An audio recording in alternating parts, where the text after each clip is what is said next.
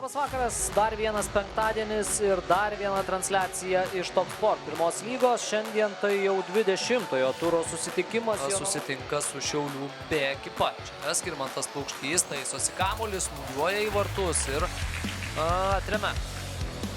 Treneriai, kurie dirba su pagrindinė komanda, nesugebėjo išnaudoti to jaunimo. Čia pirmasis rungtynių įvartis ir Skirmantas Paukštys labai gražiai čia atšokusi kamuolį pasistabdė.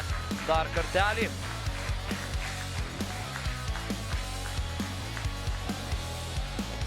Įžaistas kamuolys. Perdavimas į baudos aikštelę. Dar vienas smūgis ir šį kartą įnesa su Kauno Žalgiriu. Čia Ževžikovas.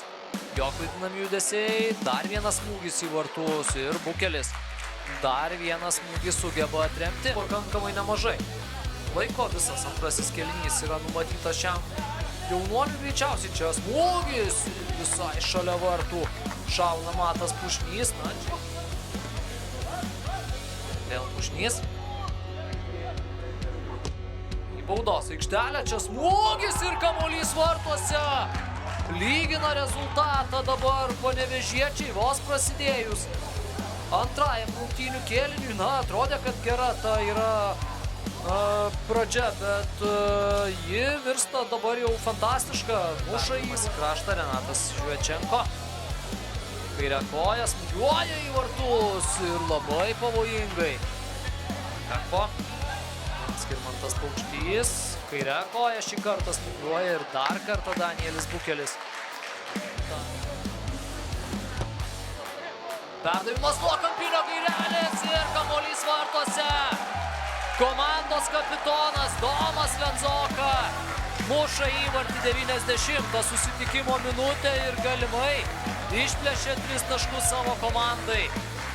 Dar kartą visa ši situacija ir kaip paleido dabar Ronaldas Misiūnas. Jopas. Čia Skirmantas Paukštys, nuošalės atrodo nebuvo. Paukštys, jo perdavimas ir kamuolys vartuose. 3-1 tai yra taškas šiose rungtynėse ir Ernestas Mickevičius rezultatyviausias šio sezono Bivon ekipos žaidėjas, rezultatyviausias Top Sport pirmos lygos futbolininkas. Be įvarčio šių rungtynių taip pat nepalieka. Bravo, aišku, Skirmantui Paukščiui čia. Jis dar vienas perdavimas į baudos aikštelę ir tai yra viskas. Ugnius Veprauskas rodo į aikštės centrą, o tai reiškia, kad šios rungtynės yra baigtos ir jas rezultatu 3-1 laimėjo Jonavos Bivon ekipa.